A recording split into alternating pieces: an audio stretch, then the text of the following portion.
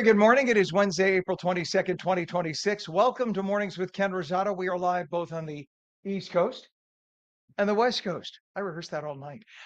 We say good morning first off because we have our friend meteorologist Mike Favetta, who's actually, quote unquote, can I use the term manning the Northeast as I am in the Southern Manning the Command? Northeast. We That's allowed it. to say That's that. it. Yeah. He's at Thanks the for leaving us helm. with the Correct. rain, Ken. He's at the helm. The helm. The That's better. helm. Good The morning. helm. Good morning. Yeah, it's a showery start here in the Northeast. So wet weather, you escape just in time for the cold rains to come in overnight. And with that wet weather that got going yesterday, last night, right around 9 or 10 o'clock in the evening, you see those showers there through northern New Jersey, really intensifying overnight, giving us a good soaking, especially across northern New Jersey. Well, this rain continues for most of this morning into the afternoon, giving us that showery, wet, damp weather. It's also chilly with temperatures holding in the 40s and 50s, so plenty of cold air around.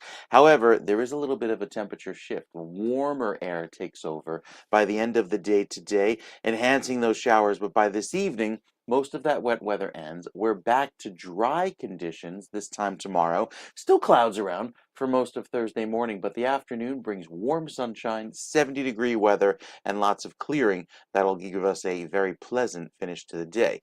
Unfortunately for Friday, the rain is back, and with another heavy round of wet weather that lasts into Saturday, it's a very soggy start to the weekend, but there will be some drying conditions that take over by the end of the weekend, just in time for your Sunday. The longer range forecast shows that with the clearing that takes over after a very wet Friday and Saturday, you see those showers come in and linger throughout Saturday morning. Most of Sunday is just cloudy, maybe a few sprinkles around, but it'll likely stay on the cooler side into Monday and Tuesday of next week. We're just in this wet pattern because more wet weather comes in going into the end of next week. So this temperature trend of the cooler air takes over. A lot of the heat is locked down across the south and southeast. And look at this colder air kind of diving down into the Pacific Northwest. That's what lingers across the East Coast over the next few days. We'll talk more about that with the future cast and what you can expect across most parts of the country with your next weather update, Ken, in just a few minutes.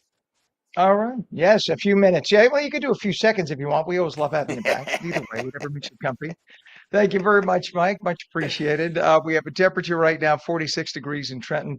It is 44 degrees northern New Jersey. And in Los Angeles, what do we have right now? 55 in Los Angeles, 56 degrees in San Diego. In terms of traffic, what we have right now to report, really only one thing, and that's US 1. That's down in Lawrenceville. They're saying that there is a disabled vehicle, and that's causing some rubbernecking delays. Otherwise, no other major problems. Just look at some congestion. Route 4, we have delays eastbound from River Road to east of Queen Anne Road, Teaneck Township. All lanes are open, though. And on 280, we have delays. Again, these are just delays from volume. 280 westbound, vicinity of exit 15, Route 21 in Newark. All lanes open, but that's about a 3-mile slowdown, just all due to volume as people are trying to make their way on the roadways. That's okay. Hudson River crossings, Lincoln and Holland, both reporting only 20 minutes. Look at the GWB upper and lower levels, please, and you'll see the upper level on the right, lower on the left, slow but moving. That truck, as Pam, our director, is pointing out, that was there yesterday. As about 2/3 of the way through the show, we pointed out that box truck broke down. That's by the 658. See the 658? You'll see that little box truck. They had a close-up shot for the last hour of the program yesterday, and it's still there. Somebody took a nap and is probably going to wake up saying, "Oh my God, I'm on TV right now. Sound asleep in my truck." Now, we don't know what the problem is. We hope they're okay. And we go over to the West Coast and quickly check traffic there. What we see now is a traffic collision in Antelope Valley. That's at 156th Street East. Also a traffic collision now at the 101 and East 4th Street off-ramp in central LA. And an accident just reported South LA on the 110 at West Rosecrans Avenue. Former Republican Virginia Governor Glenn Youngkin yesterday called on his state's Supreme Court to overturn a redistricting referendum approved by voters as of last night that would allow the General Assembly of Virginia to temporarily redraw congressional maps ahead of the 2026 midterms this November. Youngkin wrote on X, quote, "Thank you to all the voters who turned out to vote against this egregious power grab. The race was much closer than the left expected because Virginians know a 10-to-1 map is not Virginia." What does he mean by 10-to-1? What he means is the way the congressional districts were redrawn as of last night, it would be all but impossible for a Republican to win maybe one seat out of 11 in the entire state. Meanwhile, the state is 50-50 Republican and Democrat. That doesn't sound very democratic, but that's the way they redrew it. So the way the districts are currently laid out, Democrats have 6 seats, Republicans have 5. That's pretty much how the state votes. 46% of Virginia voted for President Trump in 2024.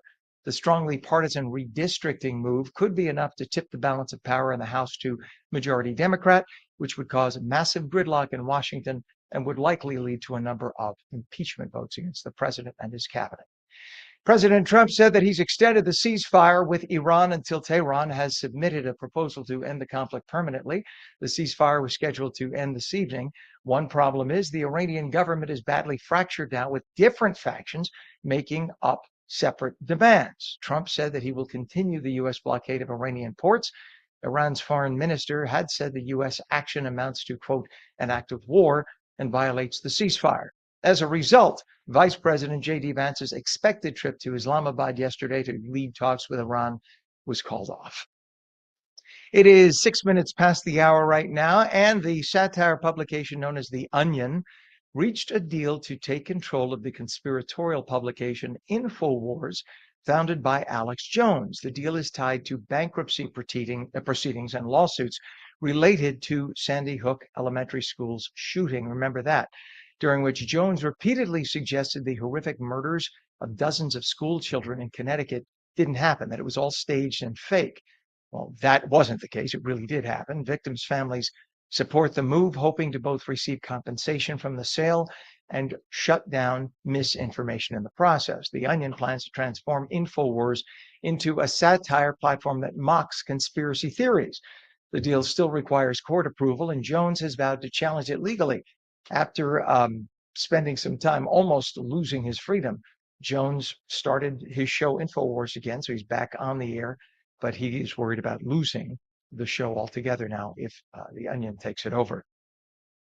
It is 8 minutes past the hour, and the music artist David, whose full name is David Anthony Burke, pleaded not guilty to first-degree murder charges. He's accused of killing 14-year-old Celeste Rivas Hernandez, whose remains were found in a car linked to him. Prosecutors allege the killing involved financial motives and witness silencing. His defense team insists that he's innocent and plans on fighting the charges. 8 minutes past the hour. It is springtime. That means bears are coming out of hibernation. Bears like Mike Favetta and me. Well, others too, the big brown ones. And that has led to forced closures of the Great Smoky Mountains National Park. Campers have noted the bears are acting aggressively and have chased visitors, stolen backpacks, and even bitten at least one person. Visitors are being told to keep their distance. Do not approach a bear.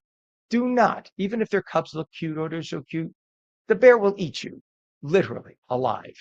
Avoid feeding wildlife. Don't put out food. And then when you're done with your own garbage that may have food garbage in it, dispose of it carefully. Take it with you out of the forest. Don't leave it out. Don't throw food to the animals, even if they're cute. Don't give food to deer because they're cute, because that then leads animals to come to you, and that's how you can get attacked. It is 9 minutes after the hour now, and Secretary of War Pete Hegseth announced that annual flu vaccines are no longer mandatory for U.S. service members. Like most adults nationwide, troops and department personnel now have the choice to receive or to pass on getting a flu vaccine. It has been the policy since the 1940s that all military personnel comply with getting a number of vaccinations. But many health professionals point out that young, in-shape, healthy military members who are 20-something barely ever get sick with the flu. And when they do, they could fight it because they have immunity. Now, if they still want the shot, they could get it. They're welcome to. But this way, the government is not mandatorily forcing them to get a shot. Look, you want to defend your country. That doesn't mean you give up all your personal rights. So in this case, if somebody wants to get a flu shot, it'll be available, but it will no longer be forced upon you at the barrel of a gun, which is the way it currently is in the military. It is 10 minutes after. Officials in Florida have launched a criminal investigation into ChatGPT and OpenAI over interactions with a school shooting suspect. Investigators say chatbot messages may have provided advice related to weapons and planning. The suspect in the Florida State University shooting faces multiple murder charges. Prosecutors are looking into whether AI companies or individuals behind them could face legal responsibility. A San Francisco shop called Andon Market is being run by AI. You got it. An AI agent named Luna literally runs the store. The store has unusual inventory. They sell weird stuff like overloaded candles, stuff that they can't sell in regular stores. It lacks basic features like price tags. AI has struggled with operations, including scheduling errors and poor purchasing decisions. The store has already lost about $13,000 since opening, despite its business model that overhead should have led to profits. Madonna has reported several of her vintage outfits went missing after Coachella. Shocker. The items included archival pieces from her personal collection worn during a surprise performance. Madonna says the clothing is historically significant and means a lot to her. The iconic singer is promising to reward whoever returns the clothing. She's also publicly asked fans for anybody or anything in terms of information. Please come forward and punish anyone. She will make sure they get a reward. She just wants the stuff back. You can understand. It is coming up on 13 minutes past the hour. When we come back, author Tom Harton joins us to talk about his new book. It's called Wired on Wall Street. Meteorologist Mike Favetta has the weather near you when we return. It's going to be a mix, maybe a mix of clouds and sun. Could be a little rain this morning. Actually, mostly cloudy. A little rain likely this morning, but it could happen at any time of the day. Temps, though, upper 50s near 60 degrees. You are watching Mornings with Ken Rosato. We are covering the East Coast on New Jersey, the West Coast on LACA, and now we also stream in Florida on FLA. We also stream daily on Roku, Fire TV, News on Samsung TV Plus, Apple TV, Facebook, and X. We now stream live on Local Now, Substack, Rumble, and Twitch. We're coming back in 2 minutes. Don't go away.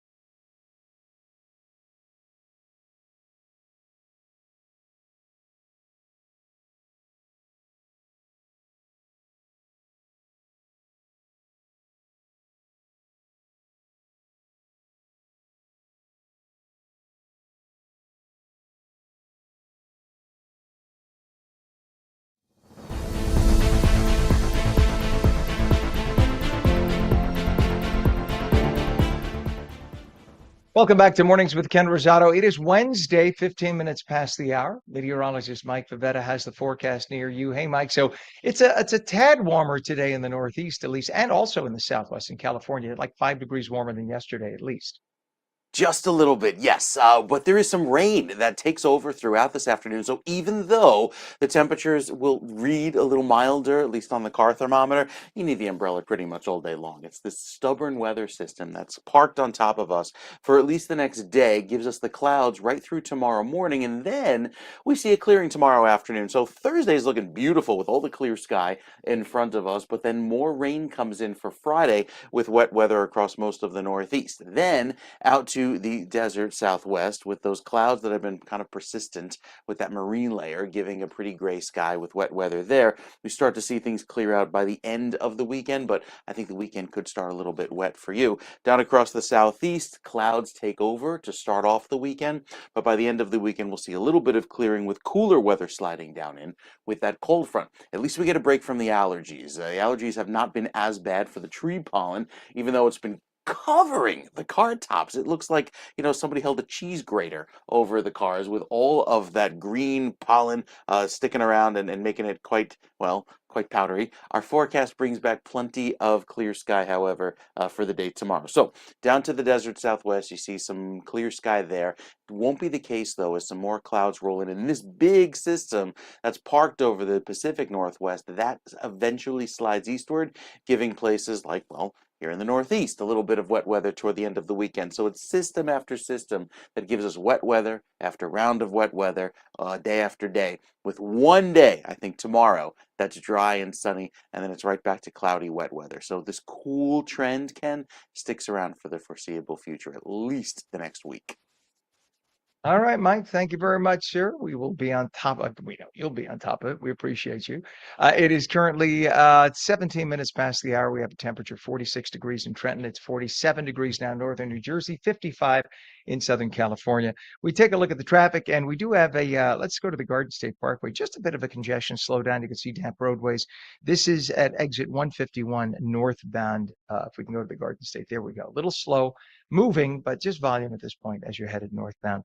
By 151 on the Garden State Parkway. The only other issue really to talk about, there's a fluid spill, Route 31, both directions north of Belvedere Avenue in Oxford Township. All lanes are closed right now. I don't have a camera angle on it, but nonetheless, that is in Oxford Township, Route 31, closed both directions due to a fuel spill. GWB, well, let's look first at the Lincoln and the Holland. We'll tell you that's about 20 to 25 minutes in. Now the GWB upper and lower levels, slow but moving. You can see the upper level on the right, lower on the left, and we're going to get about 40 minutes to get into Manhattan based on the current flow of traffic. Over to the West Coast we go in Los Angeles. Actually, this is in Altadena. We have a traffic collision, unknown injuries on the 210 at State Route 2. There's also an accident that just happened, and that is in Antelope Valley at 156th Street East, 38515 156th, and another collision reported in central LA at the 101 and East 4th Street. It is 18 minutes past the hour right now, and just remember to bundle up if you're headed out in the Northeast, because even though it's going to be a little warmer, at the same time it's going to be wet.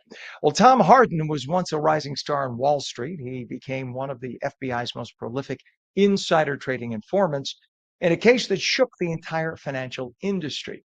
Well, now he's sharing his story. He has a new book called Wired on Wall Street. You got to check it out. It looks at how small decisions can lead to major consequences.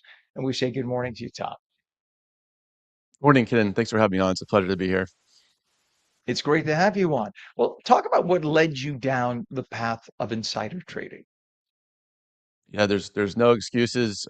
Cheating is a choice, and as a young man, as a young professional on Wall Street, I chose to cross the line 4 times on stock tips I received from another investor on Wall Street, who I suspected was making these trades. I was under enormous pressure at my firm. Again, not an excuse. Pressure for short-term performance. I told myself everybody's doing it. It seemed at the time, right before the financial crisis, that was happening.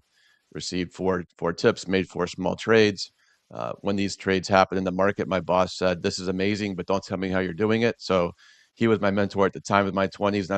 Not a great boss, of course. And then 7 months after that fourth trade, Ken, I was in Manhattan dropping off some dry cleaning before I got a cab to work, and stepped on the sidewalk, and I heard behind me, "Are you Thomas Covey Harden?" And Ken, the last time I heard my full name was my mother back in Georgia when I grew up, about to whip my butt. And it wasn't my mom, it was 2 FBI agents. And what ensued was them having me wearing a body wire over the next 2 years on some major people on Wall Street, building 20 of the 81 cases in what was called Operation Perfect Hedge. And to be honest, I threw away my career in my 20s as a young man, made poor choices. The FBI invited me to speak about it. And about a year and a half ago, my publisher said, "Where's your book?" And so they asked me to write the book, and that's out, Wired on Wall Street. And once you're involved in insider trading, you can never work in the industry again, right? I mean, you're done at that point because the That's whole right. sense of credibility is gone. And that's, I mean, that's the case in broadcasting for people who do payola. It's the same thing. Once you have broken that trust, that's that. You can't go back because you've lost it.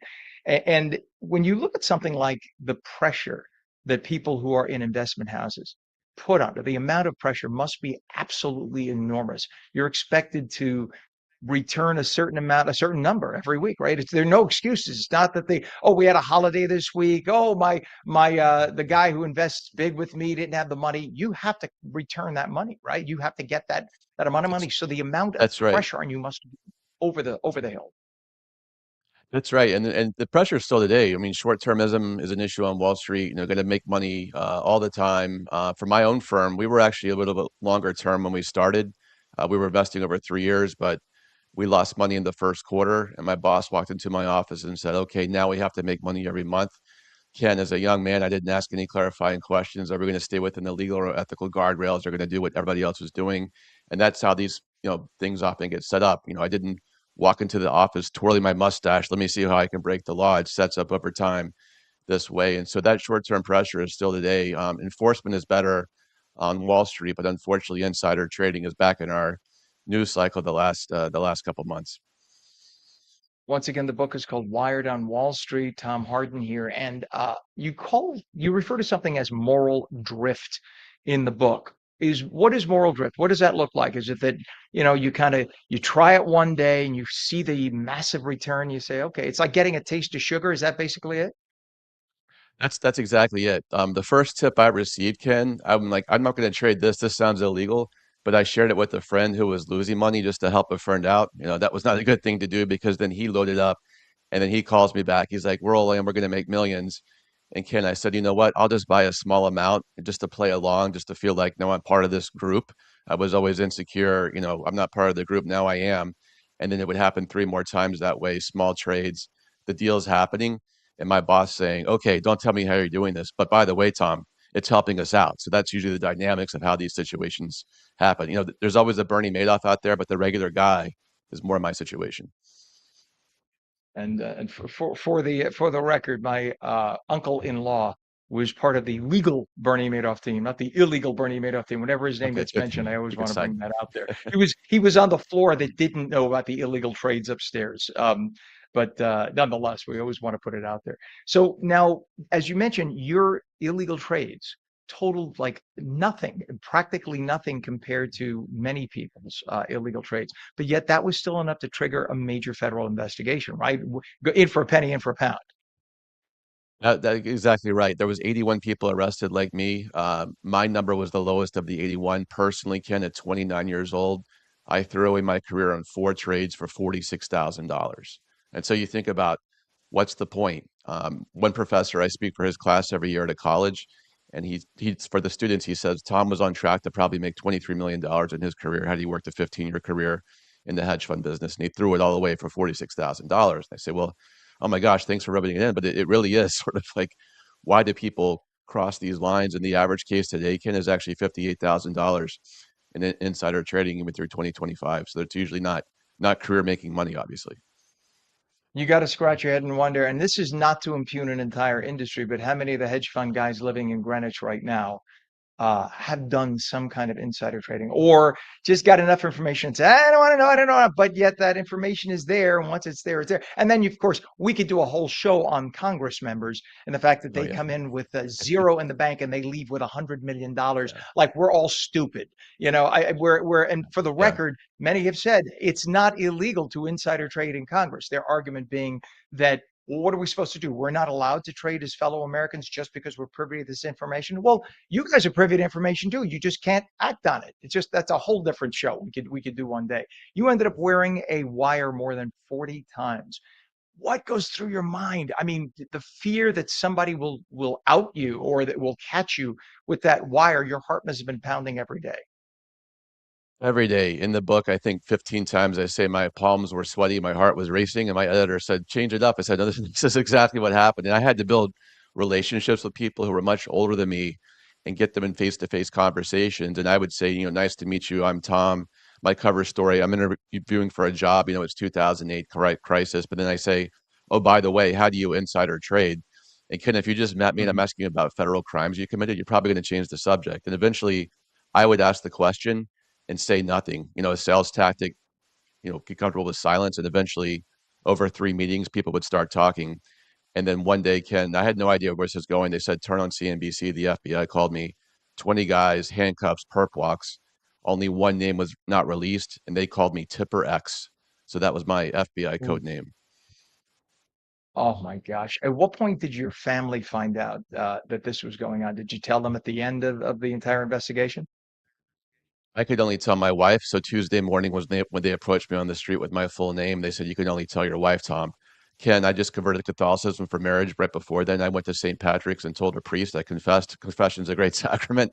And he said, hey, your penance is to help the FBI. Now, I should have talked to a lawyer, but I talked to my wife that Friday, and I thought she was going to leave 85% of marriages. I researched the book end in this situation. I told my wife, again, devout Catholic, and she said, hey, for better or for worse, you got us into this. You're gonna have to get us out of this. And I made some poor choices. I made one very good decision right there. Well, for the record, by the way, for the record, you get two today.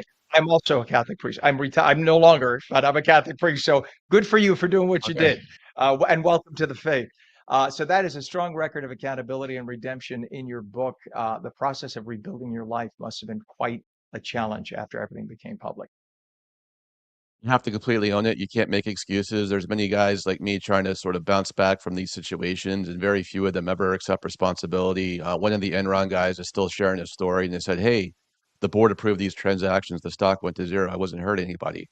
That's not the message. You have to own it. I made these decisions. This is what I was going on in my head. This was the culture. You have to get help. You have to reach out to people. I lost most of my friends through this because they saw, oh my gosh, Tom Hart just took per X and left. And Ken, the hardest part is you have to be able to forgive yourself. If your mind is, keep spinning on the worst thing you ever did 20 years later, you're not going to be able to bounce back. So you have to accept responsibility, forgive yourself, and use your scars as your service. So that's my goal, today, to talk to the next generation at this point about how easy it is to cross And lines and how to stop it before it happens.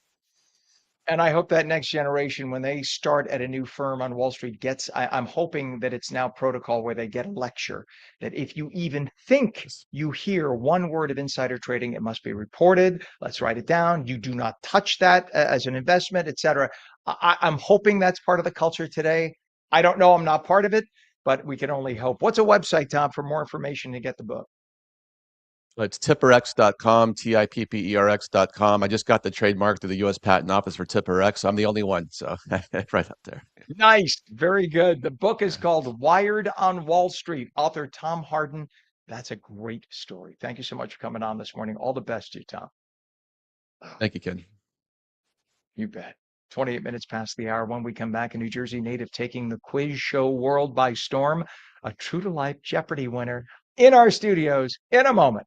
And we'll take your calls at 888-658-0234. You're watching Mornings with Ken Rosato. Back in 2.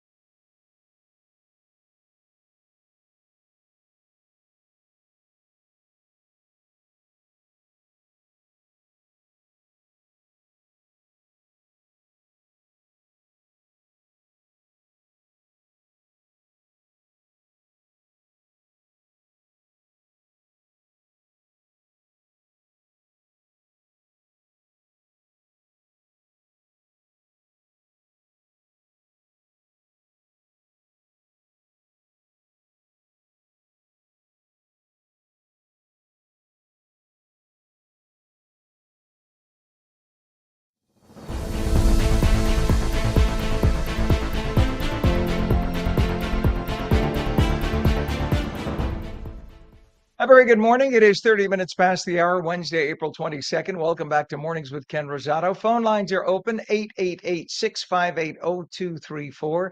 Meteorologist Mike Favetta is here with the full forecast for your area. Good morning to you, Mike. Good morning, Ken. We've got some rain for today, but sunshine returns tomorrow with a much milder feel. It's just like the last few days. We get these vastly different forecasts from day to day. Today is the cold and rainy forecast, feeling almost like the end of winter, with all of this rain forecast to fall throughout the remainder of the day and this wet weather lingering until this evening. However, out west, the sunshine in California, not so much because you have cloudy conditions through the rest of the morning with a clearing today, I think into this afternoon. Look at the clouds that return with some showers by the end of the week, a gray sky setting up with that heavy marine layer throughout the day on Friday, and then even going into early in the weekend, some showers return. It's all part of this upper level low that's sitting across the Pacific Northwest, driving that flow in from the Pacific and allowing for those rains to fall, even snows in this high Sierra. So quite a bit of wet weather there out in LA and the area for you. So plan on a wet finish to the week. After today, I think it looks a little bit clear, but gradually see that transition back to cooler weather. So that's the case out west. Cooler conditions for you over the next few days. All of the warmth is spread across the middle of the country because even here in the Northeast, cooler than average weather continues. However, tomorrow we start to see a milder trend work its way back into the Northeast as some of that chilly weather starts to work its way out into the Atlantic and then even down across parts of southern Florida. A little cooler trend there over the last few days or so. So we'll plan on the rain for the rest of the day today, drier weather taking over by tomorrow, sunshine tomorrow afternoon, and then guess what? More rain on the way for Friday and the weekend. We'll time that out with another check of your forecast, Ken, coming up in just a few minutes. It is now 7:33 East Coast, 4:33 West Coast. We have a temperature in California, 55 degrees in the Northeast. We are looking at 46 in Trenton, 45 degrees in northern New Jersey, and it is 45 now in Vineland, 42 degrees in Cape May, a little cooler at the shore. We go to the West Coast, and in California, we have a collision to tell you about. This is in Altadena on the 210 at Route 2. There is a fatality, unfortunately. That's going to close down part of a roadway at West Valley at 101 and Valley Circle Boulevard. And we have a report now of let's see, there, I saw another accident. Where did it go?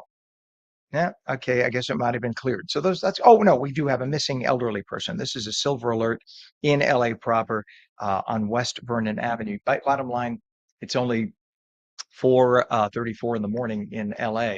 You see an elderly person wandering, please call police. Do not approach the person, but call police and let them know that you see an elderly person wandering on their own. That might very well be the person we're talking about.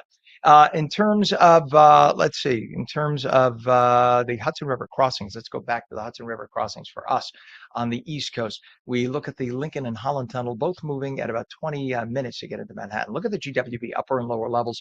What we have right now is jamming. It's about 45 minutes.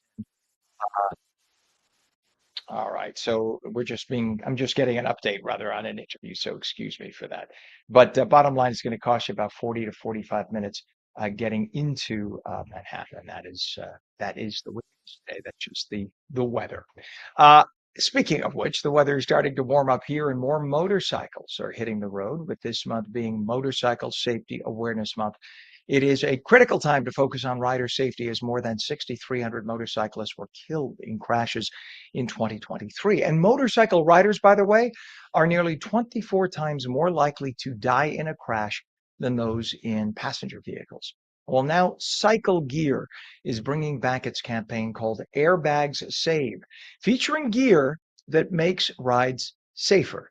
Guillermo Ortigosa is a motorcycle accident survivor who credits an airbag jacket with saving his life, and he's joined by Cycle Gear president excuse me, I want to get the pronunciation correctly.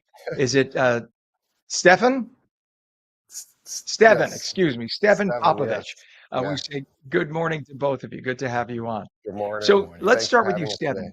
Yes. Yes, Well, sir. this is a very serious issue. My dad was a highway cop, and I remember him telling me the story from when I was a kid. He said that the very first accident that he came upon in his early 20s as a young rookie highway cop was an accident involving two cars and a motorcyclist. And I'll let you imagine what he saw. I'm not going to get into detail, but he says he's in his 90s. He has nightmares to this day about that incident. Back then, you didn't even have to wear a motorcycle helmet. This is in the late 1950s. When did Motorcycle Safety Awareness Month begin? What was the impetus behind it? And when did people finally realize that, while you can't say that you can make motorcycle accidents 100% survivable, there are ways to make it more likely to survive, correct? Yeah, for sure. I think it's definitely, we all understand there's risk associated with riding a motorcycle. I think what we've done with Airbag Save, and really it's Cycle Gear, is to try to promote not only the technology that's afforded to riders these days, but additionally, I think there's three things that we like to talk about at Cycle Gear. One is, be present. I think everyone being ready to ride, being ready to drive in your car, I think is important for everyone on the road. Additionally, be protected, from head to toe. As you had said, in the 50s, there wasn't the level of technology that there is today. And then, follow the rules of the road. I think we could all do a better job out there. He's in White Plains. We're in the East Coast today. I think everyone's you can be very distracted out there on the roads. And I think, following the rules of the road and making sure that we're all paying attention and protected is the really key message for us. And Motorcycle Safety Awareness Month, this is the third year we've done this campaign to really open the public's eyes to the advancement in technology to keep riders out there safe on the road. Now, it's funny you say you're in White Plains because my dad's route was on the Sawmill Parkway from Hawthorne up and down Hawthorne to Yonkers. That was his first route where he encountered that awful incident. Again, we're talking about 75 years ago. For riders heading back out this season, Stefan, what are the most important safety habits that they should keep on top of mind? Because I think what happens is you see the guys riding their hogs in their 50s. They have the helmets on, they wear the gear, they ride the way you're supposed to ride on narrow roads or single file. They follow the rules. They do the speed limit. I see this and I applaud them. I give them a little toot and a little wave because I appreciate the way they ride. Sometimes you see the young guys who get the bike for the first time and they're the ones doing 100 miles an hour in and out of traffic, and they're just begging for trouble, it seems. So what advice do you have for people like that? Well, I think, Guillermo is a great example of a young guy who wears gear. I think that's the number one thing. I think making sure that you're protected is important. As I said at the beginning, following the rules of the road is definitely a big piece of it. But at Cycle Gear, we like to say, prepare for the slide, not the ride. The technology, again, that riders have out there, making sure they're ready to ride, making sure they have a good helmet on, the advancements in airbag technology, which have been in the highest levels of racing for the past decade. It's predictive and it's incredibly safe. It reduces impact by 97%. Guillermo walked away, from a fairly serious accident without a bruise on his torso. I had a good helmet, and I think we could all do a better job of just understanding what the options are for riders out there. Risk mitigation, I think, is something that everybody in any sort of specialty outdoor activity, is focused on: skiing, horse riding, etc. So I think, again, following the rules of the road. I know it's fun out there to have all that horsepower, but doesn't mean you always need to use it. There's safe places to ride for folks that want to go fast on racetracks. But again, being protected, following the rules of the road, and being present and mindful when you're riding, I think is three key lessons that every rider out there should follow. Absolutely. Yeah.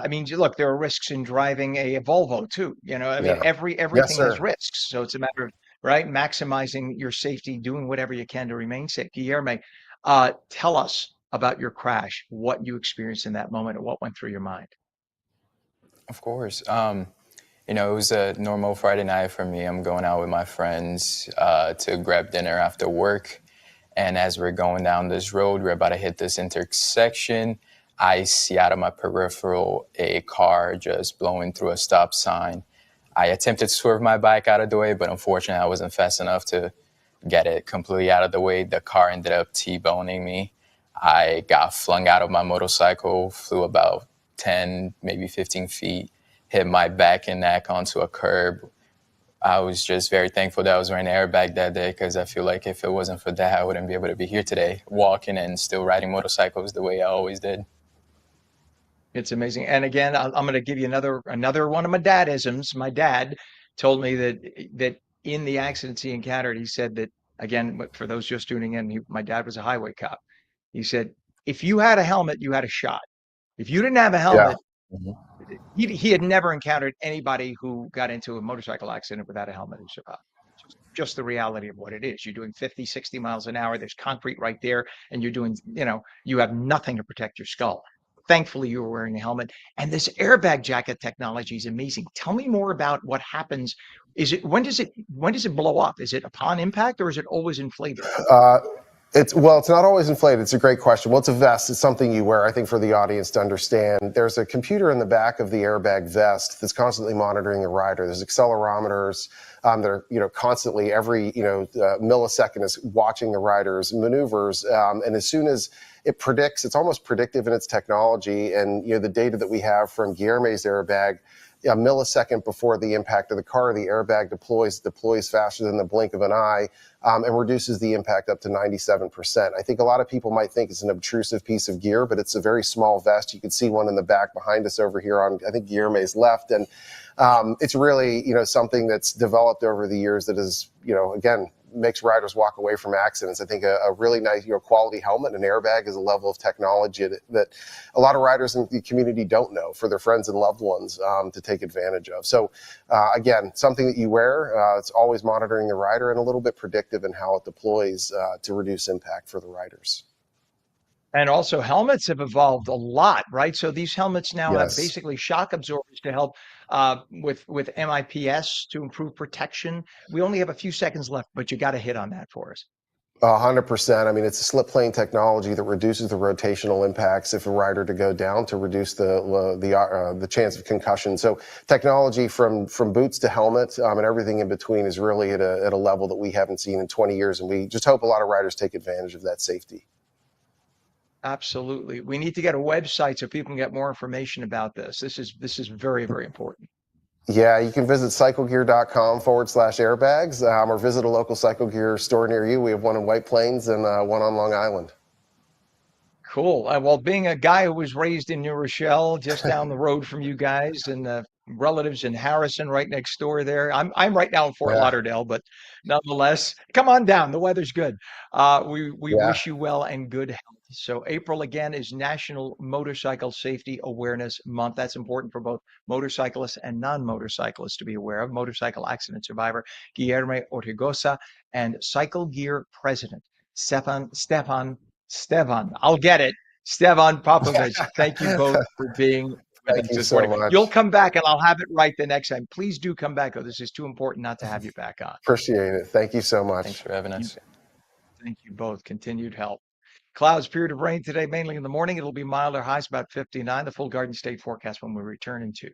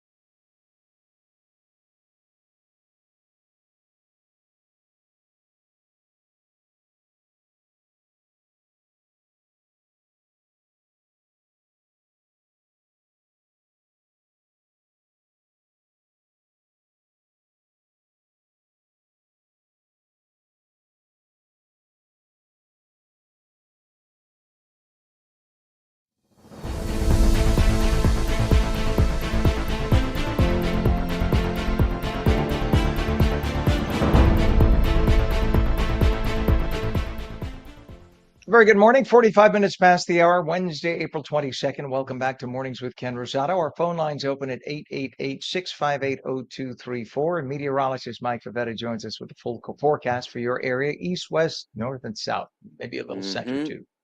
Little center too. Yes, that's where the heat is because you can't find it if you're waking up this morning in New Jersey. Ken, cold, dreary, and wet conditions all across New Jersey with that rain that takes over most of the East Coast throughout this afternoon. You even tap into some of that out west where it's dry right now in LA, but that changes too with some of that wet weather forecast for the rest of the week down in Southern California. The forecast here for the Northeast has the clouds returning throughout today with the showers lingering, and then by the time we get into the weekend, after one day of sunshine tomorrow, we're right back to the clouds and showers for Friday and Saturday and even Sunday, looking rather gray. Early next week, Monday, Tuesday, Wednesday, another rainy system gives us wet weather persisting into the middle of next week. So plan on a lot of gray sky, a good healthy dose of rain. After all, it has been dry and warm, and we had those 90-degree sunny days this time last week.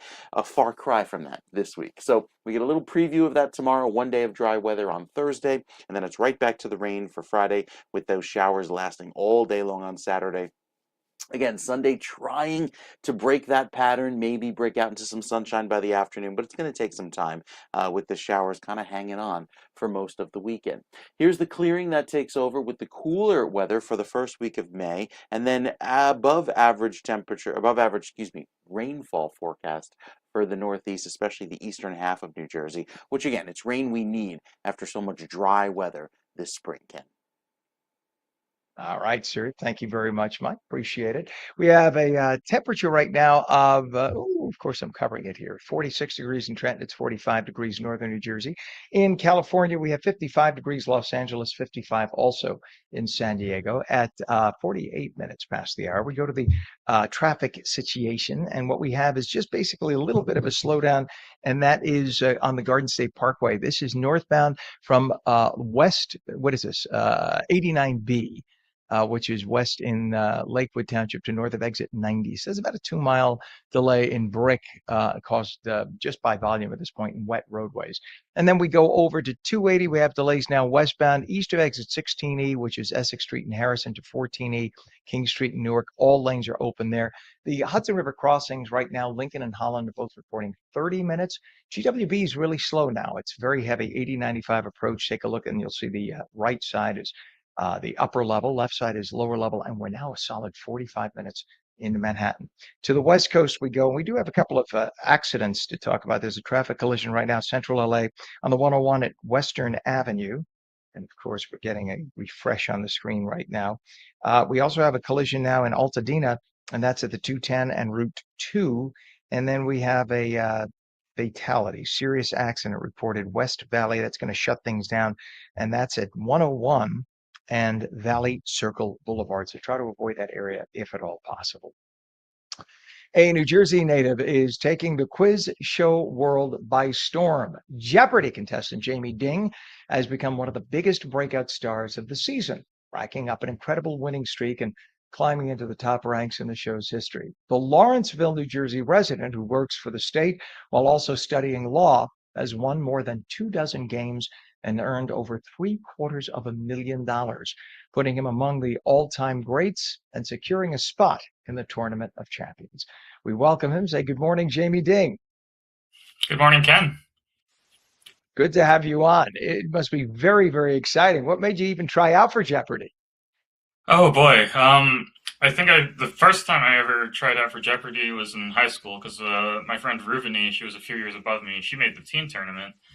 And I'd always been into knowledge and trivia.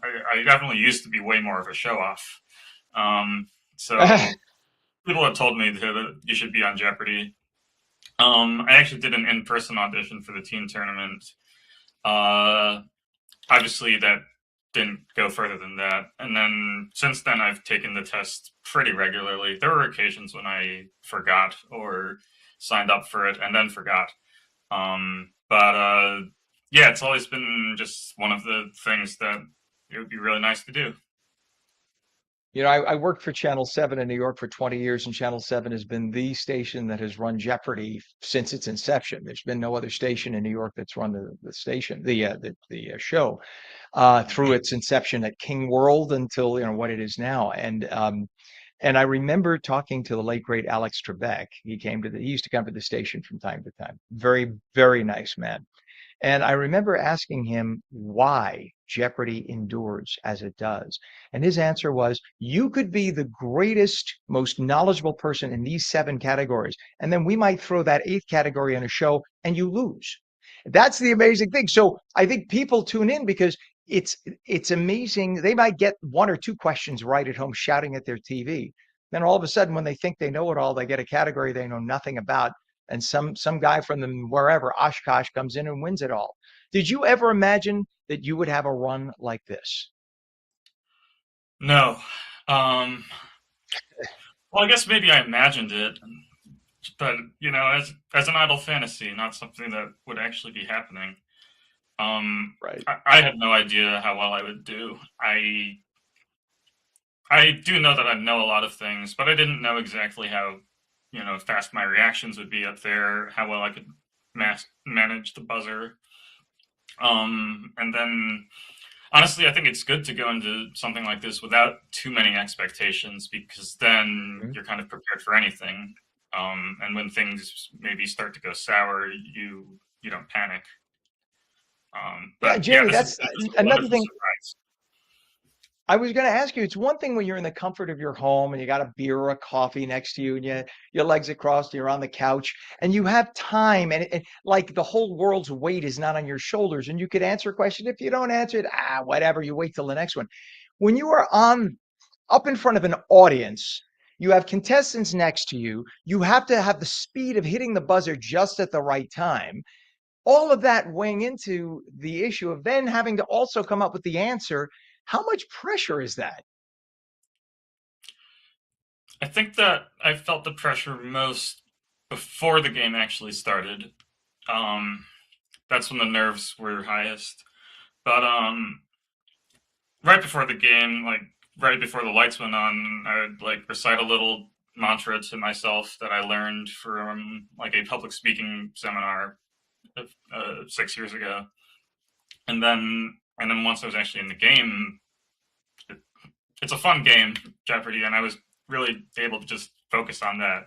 You know, like forgetting that there was an audience, um, and just focusing on the board and trying to ring in and get those clues. That is the same advice they give, by the way, young news anchors when you're coming in. You are only talking to the camera. You're not talking. You just don't ever stop and think of anybody else watching. You're just talking to your camera as the person. There used to be a human behind the camera. There isn't anymore. And that I remember somebody's advice was just talk. And when you realize that, in your case, just do it. Just hit the button. Just forget about everybody else. They're not there to judge you, and you're not there to be judged. You're there to win. So now you're now one of the top contestants in the show's history. What has this winning streak been like for you in real time? And let's let everybody know the show that's on the air right now is what, 6 weeks ago it was taped. So I know you're not allowed to say what happened or where you went. So, but based on what we're seeing on TV right now, you're one of the top contestants. We don't know how far you went after that. And you can't tell us. What's that been like for you though, up to that point in real time? It's wonderful because I mean, since it was taped beforehand, this is all happening twice. Um, Now in real time, it's an utter whirlwind because you're taking 5 games in a day. As soon as you've won one, there's not really any time to process it because you need to, get your mic removed, go change, put on a new outfit, use the bathroom. Later on, chug some Red Bull, get your makeup touched up again, and then get your microphone put on again. And then, so yeah, it's really quick in the studio. And then watching this play out has been just really tremendous. Like, everyone has been so nice, and so many people from all over reaching out to me. Complete strangers, also people that I haven't spoken to in years, like my elementary school teachers or middle school teachers, high school. And it feels like it's really bringing people together, and I love that. So what we're seeing on TV on Channel 7 in the New York area and in Los Angeles, by the way, Channel 7 in both locations, and we're on in both coasts on this show. We're seeing you at about $750,000. For all we know right now, you could be at 2 million. We don't know, and you're not allowed to say, and that's exciting. Is it? You can't even tell family, right? You're not even allowed to tell close friends and family where you are right now in reality. Luckily, I was able to invite my family, and they were all in attendance, so they know pretty much everything. Okay, but you can't tell anyone outside of the circle, right? Nope. Good for you. I like surprises to a certain extent, so it's agonizing, but it is also fun. Very, very good. I'm sorry, Pam, did I lose audio? No, okay. Unclick, Pam, because I can't hear him. I'm sorry. All right, there we go. We got 5 things going on here too. All right, we got a lot of pressure, I know, on you. We hope you come back $20 million later. So we'll be watching. You're on Jeopardy, of course. That is on locally in New York and in Los Angeles. It's on Channel 7. The rest of the country, you know what affiliate you have to watch Jeopardy. We are so excited for you, and we can't wait to have you back when the run is over. Will you come back, Jamie, and let us know how things are after you're finished? When the run is over, or if the run is over. That's right. If you could be Ken Jennings for all we know. That's great. All right, Jamie, we appreciate you very much. He is one of the most winning contestants ever on Jeopardy. Fingers crossed that you keep going and going and going. Jamie Ding, thanks for coming on this morning. Thanks very much for having me. You bet. We appreciate it. Wow. All right. We're coming up on the top of the hour. For those of you watching in Los Angeles on LACA, stay tuned for your local news. Those watching on the East Coast, we're going to come back with On New Jersey Mornings with all the local New Jersey morning news, traffic, weather, and opinion. And you can call us up too. We're coming back in 2 minutes. Have a great morning.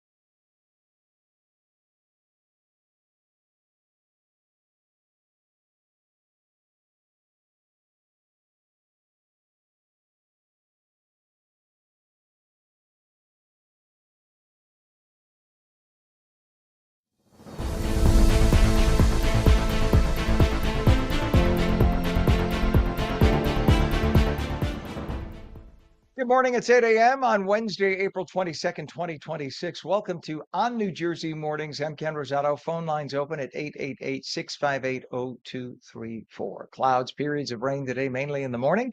It'll be a little milder than yesterday. Highs about 59. It'll feel damp, though. Periods of rain, as we said, will cause that. Meteorologist Mike Favetta joins us with the full Garden State forecast. We say good morning. But, Mike, we're still sort of in a rain deficit, right? We are about 1 to 2 inches. So the rain that comes in for today and especially this weekend, certainly helping things along, but it's the chill that's kind of unwelcomed. With 40s starting off this morning in northern New Jersey, down in the low 50s across the shore points. We are a solid warmer, about 10 to 15 degrees warmer than this time yesterday, because remember, we had our freeze warning this time yesterday. So even though that wind off of the water down the shore, about 22 miles per hour, just adding to that raw, damp feel. Yeah, it makes it feel cold and cloudy and enhances that rain that came through. Most of it last night, more of it continues this morning, and we'll see that low visibility as well. As far as the remainder of the day, there will be some spotty showers around, but it'll just otherwise be cloudy with that cool breeze blowing. Temperatures trying to climb out of the 40s, but I think we'll be stuck there into tonight. It's tomorrow that we see a lovely transition into warmer weather. Highs make it up into the 50s and 60s. And then before that, after the sunny day on Thursday, we're right back to the rain on Friday and Saturday, with mostly cloudy skies and wet weather shaping up all throughout the day, especially this weekend. Sunday tries to clear out, especially across northern New Jersey, but we'll just have to wait and see how effective that clearing is, because most of the morning on Saturday is wet, but Sunday should start wet and then transition dry by the end of the day. So you see, after a brief warm up into the 70s, we're right back down into the 50s and 60s this weekend. But again, hard pressed, I think, to get to the 60s by Sunday, especially if those clouds linger all weekend long, Ken. Well, as long as my plants will not have a hard freeze, we're good. So I left Yeah. yesterday. I removed the corpses of my little deceased basil plants. I was very, very sad. And seriously, I raised them from seed From over seeds, a period yeah, of five, yeah. 6 weeks. They were my little babies. So I laid them to rest before I left for Florida. But I had others that I had grown. And I planted them in the same spot. And I said, you will grow for your brothers and sisters who have given their place for you. So now I have 5 rosemary plants and 6 new basil plants. And so you're telling me there will not be a hard freeze, or should not be a hard No, freeze in the should next not be week, any right? more hard freezes. We should be out of the woods. I'm counting on you, Mike. All right, counting on you. We appreciate you, sir. Thank you very much. It is now, what do we have here? 47 degrees in Trenton, 46 degrees northern New Jersey, 45 degrees in Cape May, and 46 in Vineland. We look at some of the traffic we have over at 280. There's a disabled vehicle, 280 westbound, west of exit 7, Pleasant Valley Way, which is in West Orange, with the center lane closed. So just a little slowdown, really not much. A couple of minutes ago, it looked worse than it was. But that's really all you have to worry about there. Otherwise, we have some congestion. Again, damp roadways to worry about.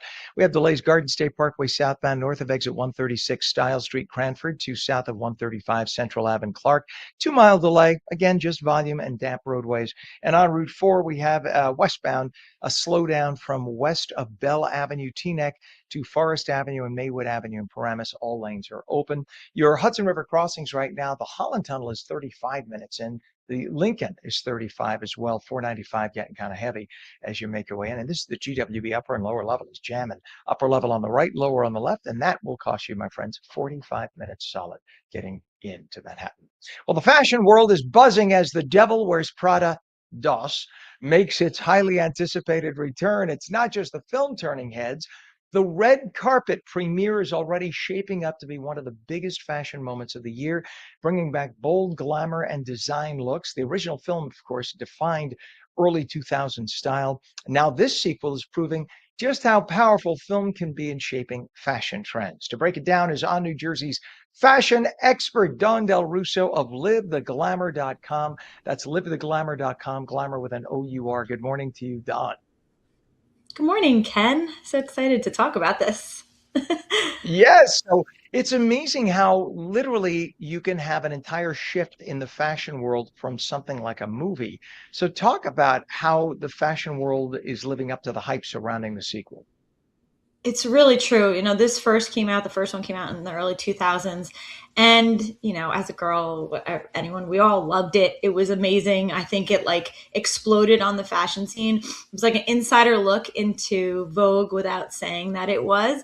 And I think people really liked that. It was based off of a book. And I don't think anyone expected 20 years later or so for this to come back to have a second one.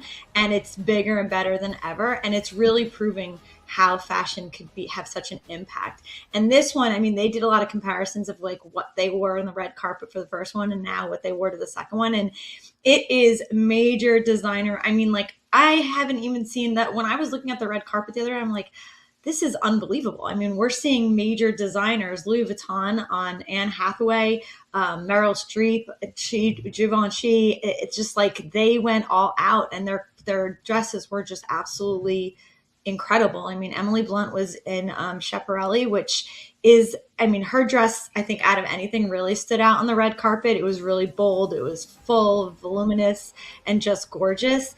And then Stanley Tucci, of course, was in Armani. And, I think I love that they took this movie and it was all about fashion, and then it really proved it on the red carpet.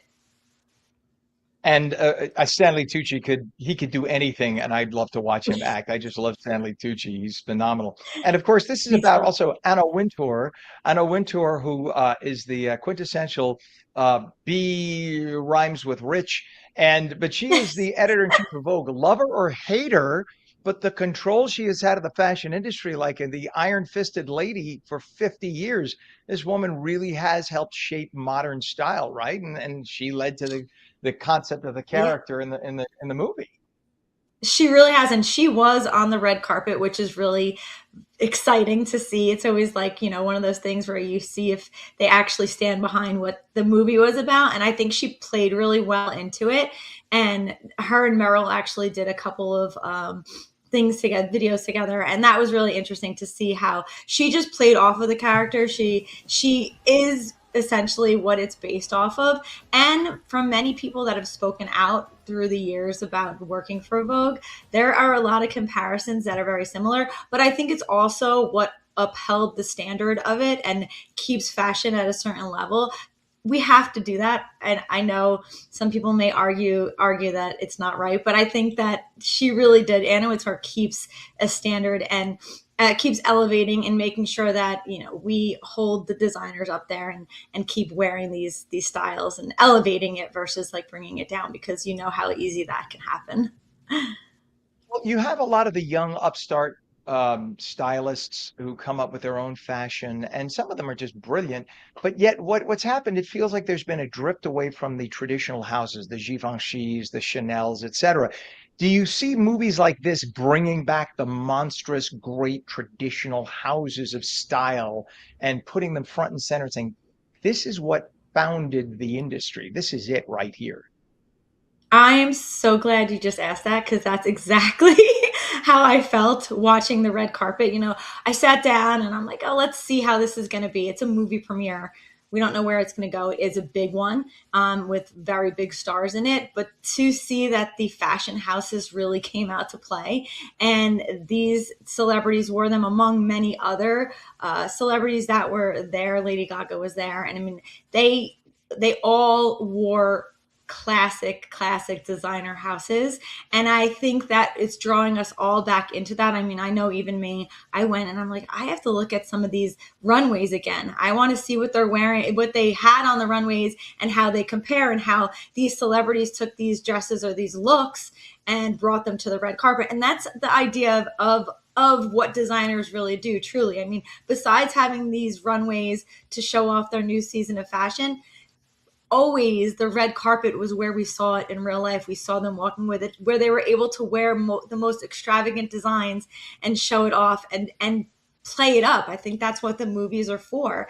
And I can't wait. This comes out May 1st. I cannot wait to see it, because I'm hearing so many different things about the fashion that's in the movie, from the shoes, the bags, the different styles. People are even saying, like, how can these people in real life wear the designers? And they said, don't worry about that. It's a movie. And I'm so glad that they're saying that it is a movie, and we can live in the fantasy of wearing the designers. I would bet the actors in this get excited about wearing the designers too in the show. It's like when else in your life would you get the opportunity except for like Oscars night or something or like the Met Gala? When would you get the opportunity to dress up in something like that? So that must be a very exciting thing because there really are very few opportunities. You don't go to a dinner in the middle of the week Exactly. at something like that. So these are the rare times in your life that someone, like Meryl Streep, whatever, would even bother. Meryl Streep strikes me as a woman who likes to wear, and I mean no insult, I mean nothing. I love the woman, but someone who likes to be homey and comfortable all the time, but yet who appreciates the high glamour and fashion of something like this. That's just how she strikes me. And you mentioned Gaga. Gaga's amazing because Gaga could wear jeans and look unbelievable, or can dress to the nines and look unbelievable. Am I wrong?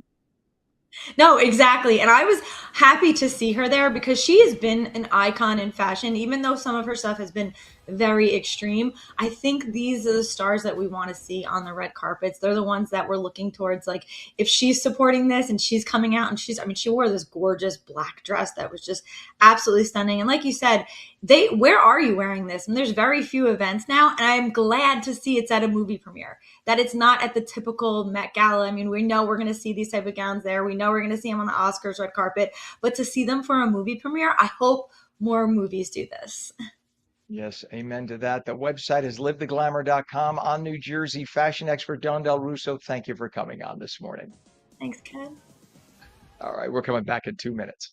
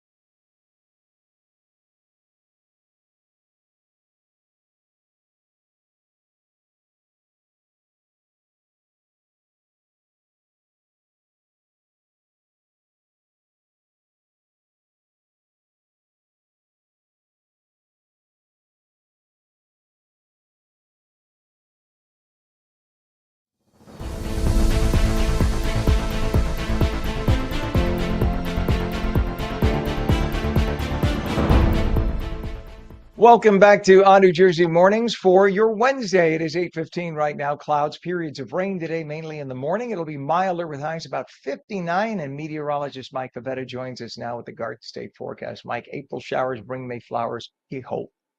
We hope, yeah, and we've already seen some of the flowers popping up. Granted, in some parts of New Jersey, had the snowflakes on top of them just a few days ago with that cold weather. Well, interestingly enough, as much rain that has fallen this morning and as cloudy as it is, visibility is still pretty good. A 10-mile visibility out there. So, with the light rain that will ultimately be falling throughout this morning, on and off, spotty into this afternoon, plan on that wet weather to linger through the rest of today and that cold feeling to be around We're in the 40s now, warming into the upper 50s by this afternoon. We might actually make it to 60 back by Freehold because of that wind shift and the warm front pushing in some milder weather. That's actually what's giving us and assisting in developing these showers this morning.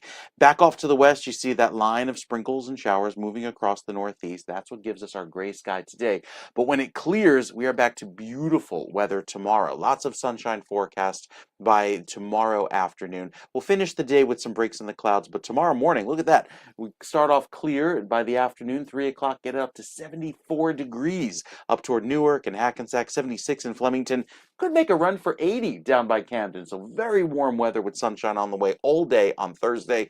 But that's really the only day this week, because then we're back to the clouds and showers on Friday with a steady rain taking over pretty much all day long on Saturday. So the weather we have this morning, plan on that for the start of the weekend. And then by Sunday, we start to see some clearing by the afternoon and hopefully bring some sunshine back for the second half of the weekend. So the second half of the weekend is not a loss. I think we're starting to see a clearing trend, and that's some good news. It's the timing on that throughout the morning is still kind of iffy.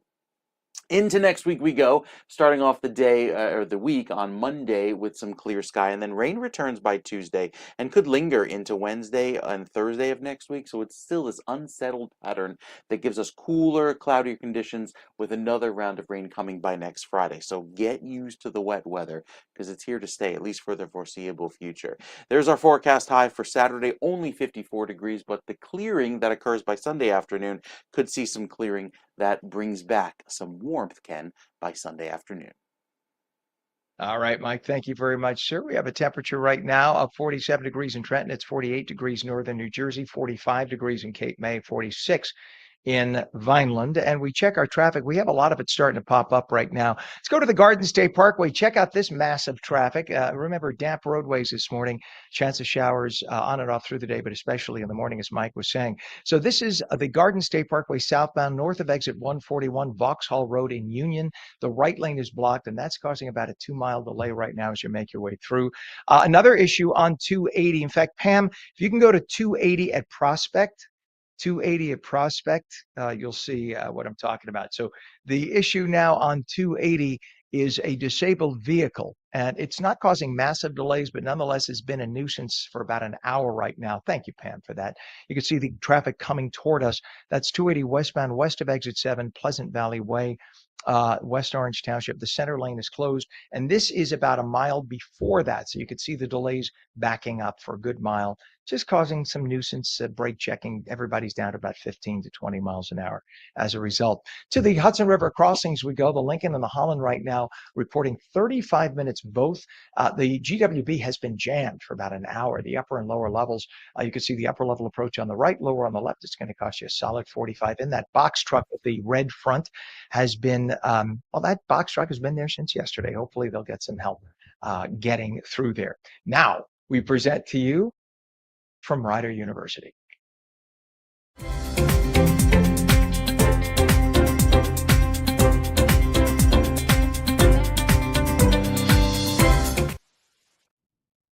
An historic milestone is being celebrated right here in New Jersey. Westminster Choir College at Rider University is marking 100 years of musical excellence and elegance, shaping generations of performers, educators, and leaders in the arts. The college was founded way back in 1926, I remember it, and built a global reputation for its choral programs. Rider University is now hosting a series of special performances this spring, bringing together students, alumni, and musicians to honor this incredible legacy. Jason Vadica is the Senior Associate Dean in the College of Arts and Sciences at Rider. We say good morning, Dean. Good morning. How are you? Good, sir. Thank you for coming on this morning. Now, this is a big deal. I studied, let me not say I studied. I went to one semester of opera, but I having been a priest, I admire and respect and love choir like you have no idea. So tell us about the centennial of Westminster Choir College and how important it is. It's a really important milestone. Founded in 1926 in Dayton, Ohio. We moved first to Ithaca College in New York and then to New Jersey in 1932. We've been part of Rider University since 1991, and we're now located on Rider's main campus in Lawrenceville since 2020. This 100th anniversary celebration, we've been celebrating all year long with special performances. Coming up this weekend, we have our Jubilee Singers alumni concert, celebrating 35 years of that ensemble. And then at the middle of May, we have about 150 alumni joining us for a special concert in the Princeton University Chapel. We'll have all of our students there. We'll have all of our faculty, 150 alumni. And we're partnering with Symphony in C, which is a New Jersey-based orchestra for the first time as part of this celebration on May 15th.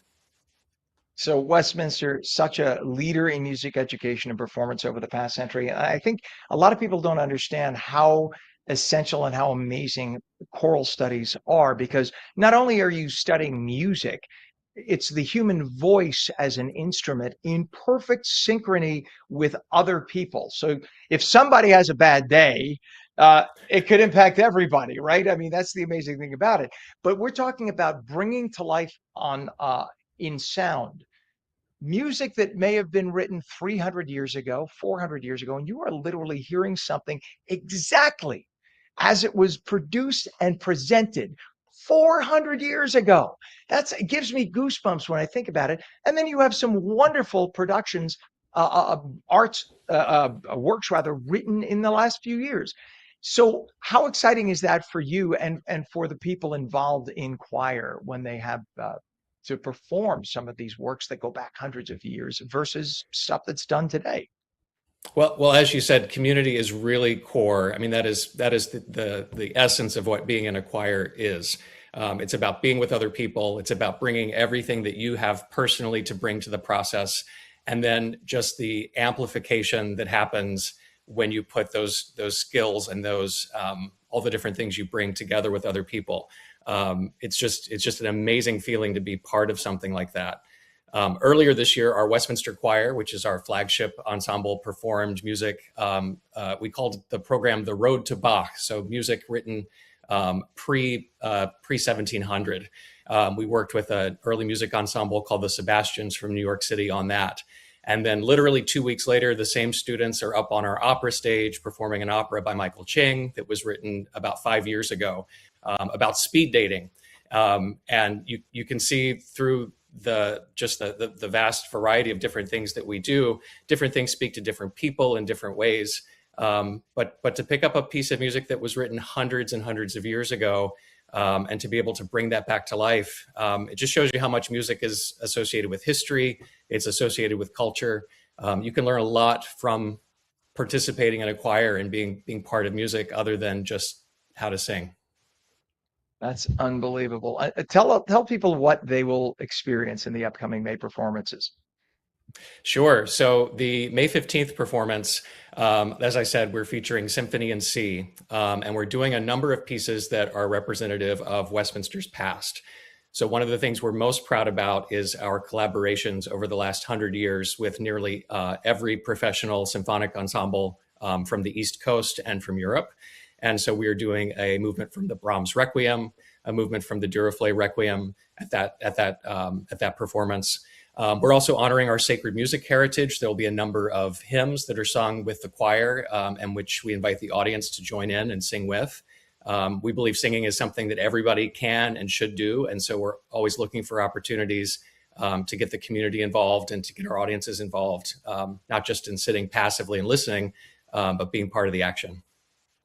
Yeah, I mean, again, going back to my days in ministry when I was a priest, a lot of people don't realize that 500 years ago, 300 years ago, the choral presentation was actually part of, if you will, entertainment for people on a Sunday, right? You didn't have your smartphone, you didn't have TV or radio, you didn't have record players and turntables. So when you went, Mass was like your day on Sunday. You went for Holy Communion, you had your services, and then you had the presentation, the choral presentation. That was, I mean, as much as you're worshiping, that worship was also, it was part of the whole, if you will, entertainment for the day that people had. And those choral performers, I mean, they practiced all week, day and night, to make sure that that was flawless, because for them, that was worship of God. And that was their right. And that is part of the worship of God. And today, I still say that they elevate us to the heavens, whether you believe in God or not. And I firmly do. I truly believe when I hear choral presentations today, I still get goosebumps. Now, there's a campaign tied to this centennial. What are the goals of the effort and how are the students supporting it? And Great. how So will they the support the students, I should say? Sure. Yeah. So the campaign is tied to the 100th anniversary. The campaign has a couple of goals. Number one is to support performances during this 100th anniversary season. The other main goal is to support our students. Our students receive a number of scholarships at Rider University, thanks to our wonderful donors, literally going back, as far as 75 years for some of these endowed scholarships. But students have additional costs associated with attending college in addition to tuition. And so this money goes to support our Student Relief Fund, as well as these 20th anniversary performances, 100th anniversary performances. So these initiatives really help shape the next 100 years, if you will, at Westminster Choir College. Absolutely. We estimate that we have about 5,300 graduates of Westminster Choir College from the past 100 years. That's not a lot of people, but when you look at the impact these people have on the world, we estimate that over 1 million people every week come in contact with a Westminster alumnus, someone performing on a stage, someone leading worship in their church, someone teaching their students in schools. So we think we've had a really huge impact in our first 100 years, and we're looking forward to the next. That is amazing. Dean, please tell us if you have a website there for people to get more information. Absolutely. So www.rider.edu. And if you use the /WCC, that'll take you to the Westminster Choir College page. Do not forget to check out the series of special performances at Rider University this spring. Jason Badica, Senior Associate Dean at the College of Arts and Sciences at Rider. What an honor. Thank you for coming on this morning. Thanks, Ken. You bet. We're coming back in 2 minutes.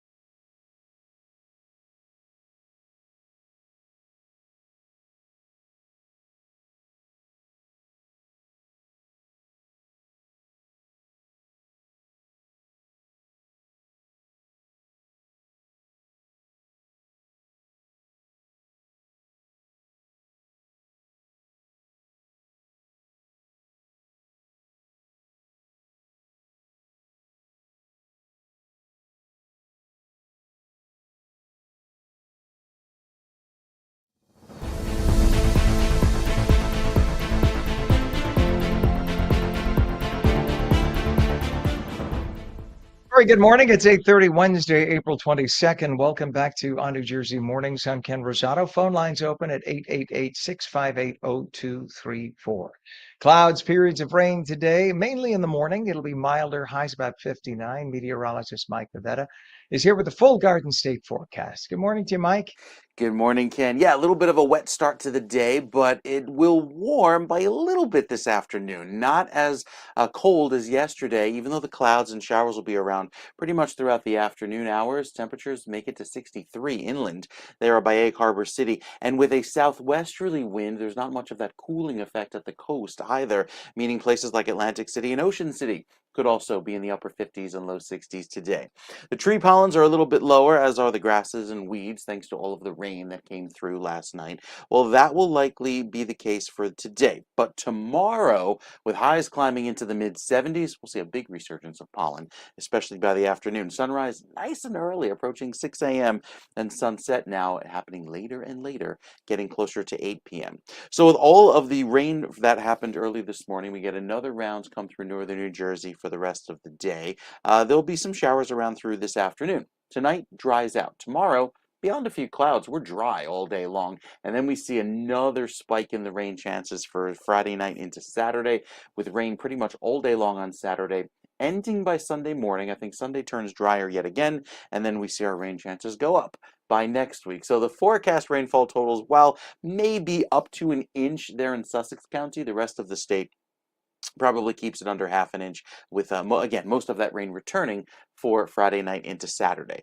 The bigger picture showing the warm front taking over, giving us lovely warm weather for tomorrow, and then that will give us our one day of dry, sunny, clear sky until we're right back to the clouds and showers for Friday afternoon into Friday night and all day long on Saturday. You see them return overnight into Saturday morning, lasting throughout the day, downpours likely at times, but it clears out potentially as early as Sunday morning, with the clearing happening from north to south, with that cold front driving in some very pleasant weather.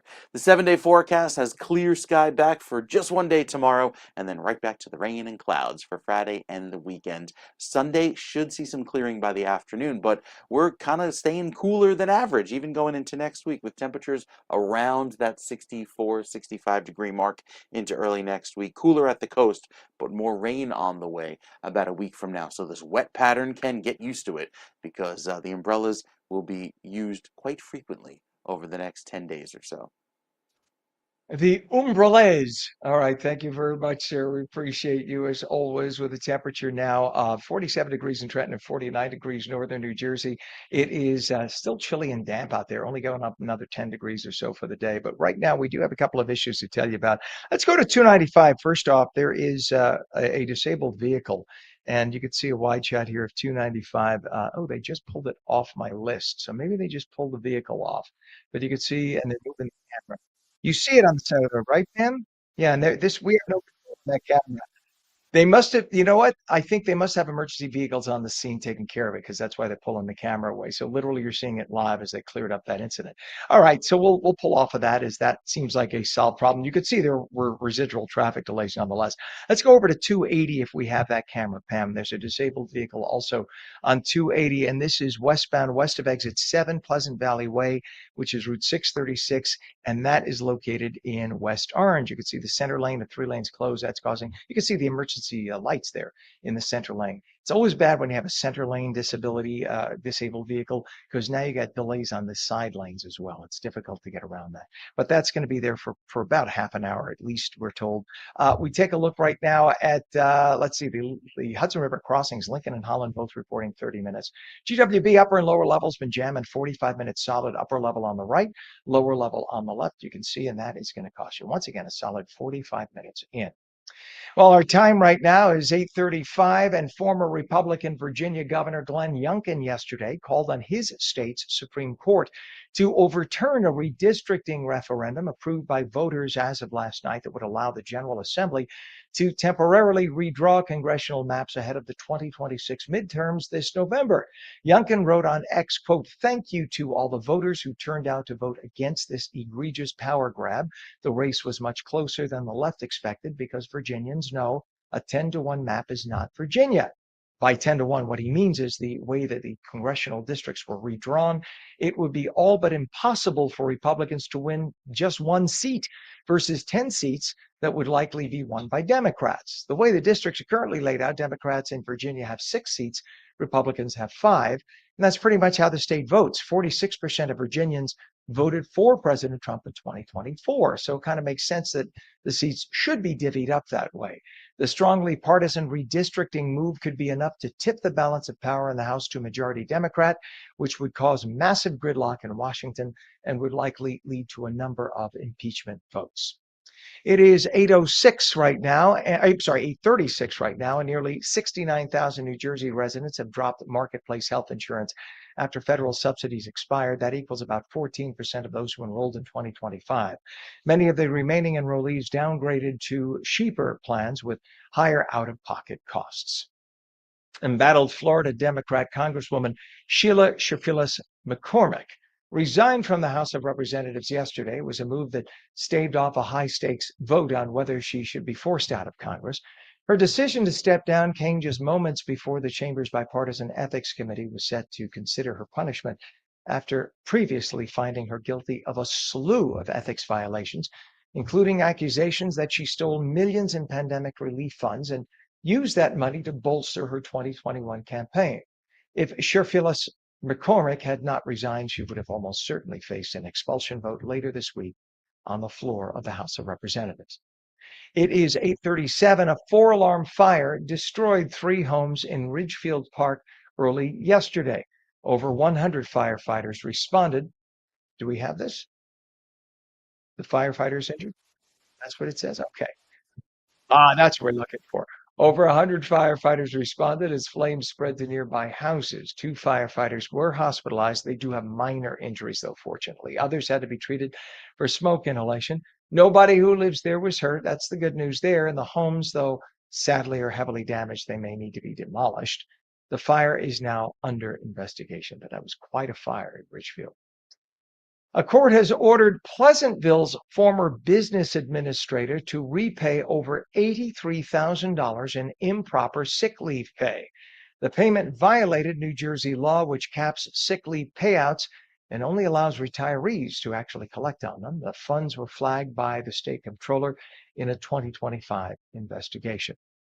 Our time is 8:38, and officials in Keyport are demanding action after dozens of cancer cases have been recorded near a former landfill. The town blames state regulators and property owners for failing to address contamination issues. The site has long been history for toxic leaks, including toxins found in both soil and groundwater. Again, this is in Keyport. Wildwood's Boardwalk was ranked the best in the nation by USA Today readers. Atlantic City and Point Pleasant Beach also made the top 10 list. Wildwood's amazing, beautiful boardwalk runs 38 blocks. It features rides, shops, and attractions. If you've never seen the Wildwoods, as the area is called, because there are several villages that make up Wildwood, you got to check it out. It's one of the prettiest areas in all of New Jersey, and the beaches are just stunning. Coming up on 8:39 now, and New Jersey plans on investing nearly $150 million in federal funding for rural healthcare improvements. The program would expand workforce, telehealth, and preventative care services.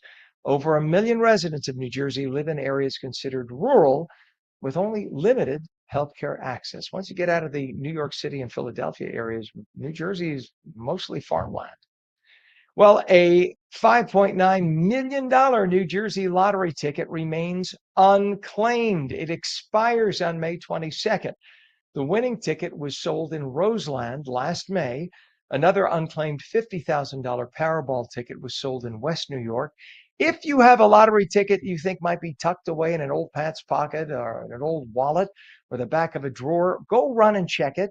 If it's a winner, remember I told you about it and I'm your new best friend. Please remember. But nonetheless, it could happen. Imagine. And by the way, for those wondering what happens if the ticket expires, you don't get it.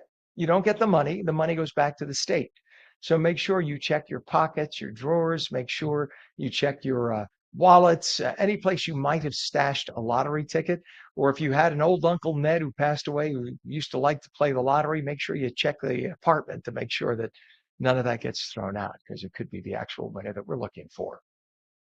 Our temperature right now is 47 degrees in Trenton. It's 48 degrees northern New Jersey, 45 degrees in Cape May, and 45 degrees also in Vineland.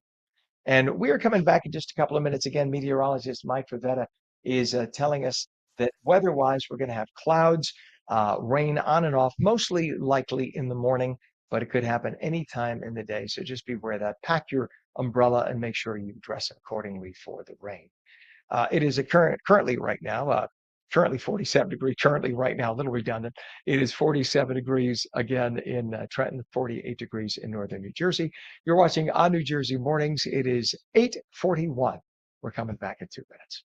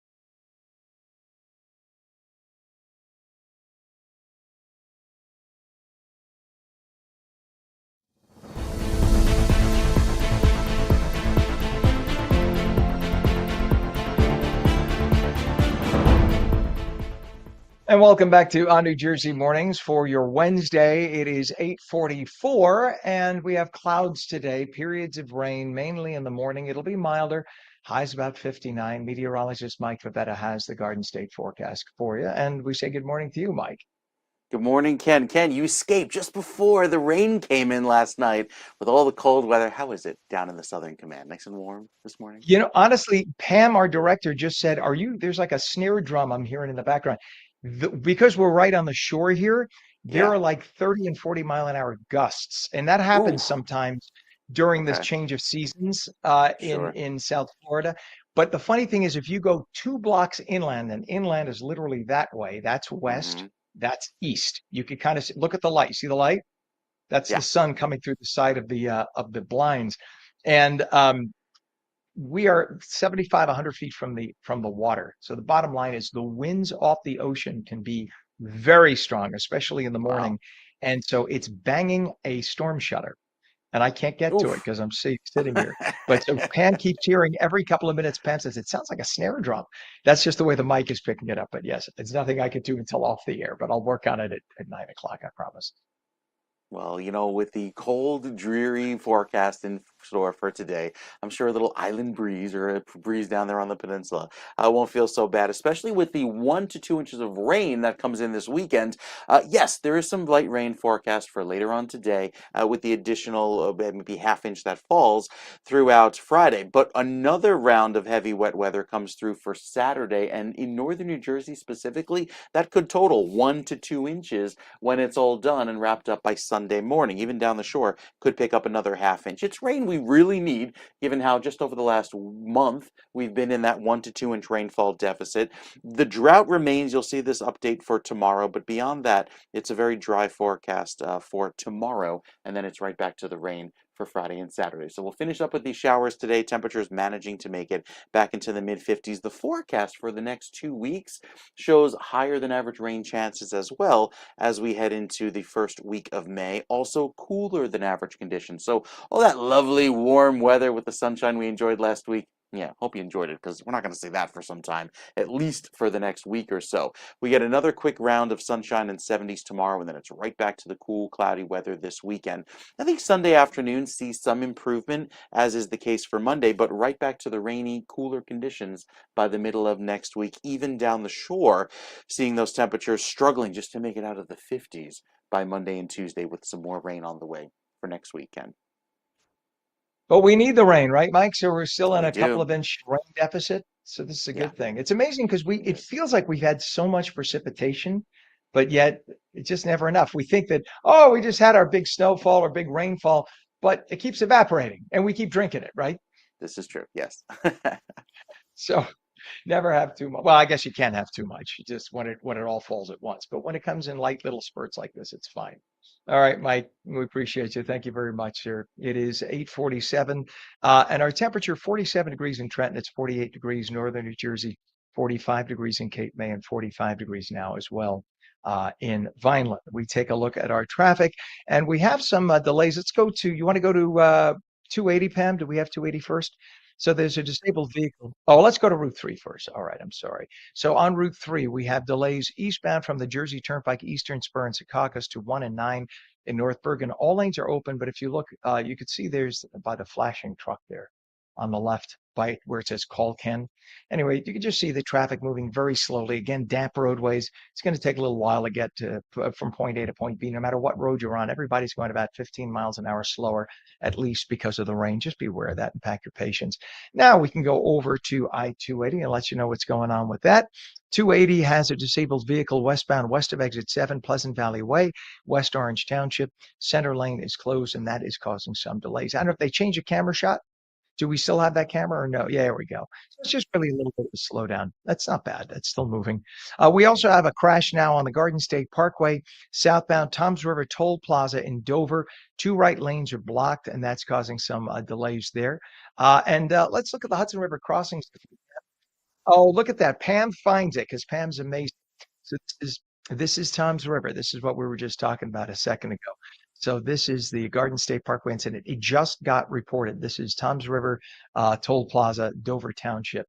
2 right lanes are blocked as a result, but that is due to Pam's quick fingers. Thank you, Pam. Hudson River crossings now. Lincoln and Holland both reporting 40 minutes in. GWB upper and lower levels very heavy. Upper level is going to be on the right of your screen, lower on the left, and this is still 45 minutes into Manhattan. And it is now time for our good friends from AARP.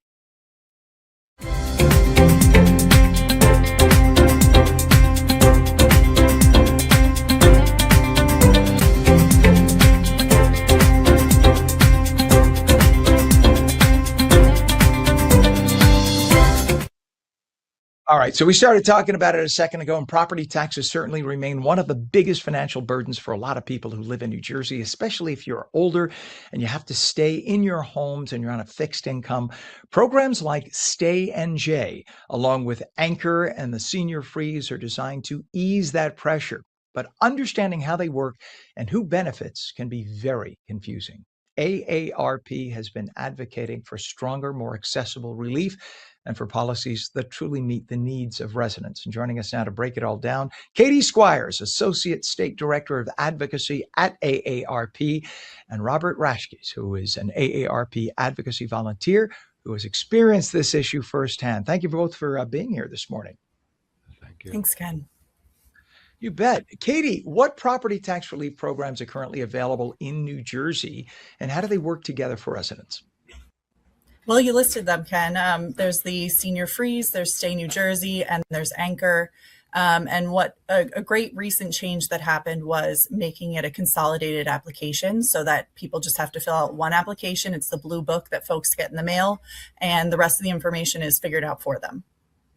Yeah, and talk about the impact that programs like Stay NJ have and what kind of relief homeowners can realistically expect. Because for a lot of folks on fixed income, even if it's a few $1,000s, it could make or break whether they can stay in New Jersey in retirement. Absolutely. And we are hearing that in the surveys we've run. We're hearing that from people as young as pre-retirement, 50 to 64, that they're making decisions whether they're going to be able to stay in the state or not based on property taxes. About 50% of the people we surveyed said they seriously consider leaving New Jersey. And of those people, 80% said property taxes were a driving factor. So the thousands of dollars do add up. If you're on a fixed income, $1,000 coming your way makes a huge difference, especially with property tax bills averaging north of $10,000. And as Robert will talk about, in other communities, it's well above that 10,000 figure. And you're looking at states like Florida right now that have no state income tax, and they're talking about abolishing their property tax. So if you're on a fixed income, how does New Jersey compete against something like that? And Robert, on a personal level, what does property tax relief mean to you and your ability to stay in your home right here in the beautiful Garden State?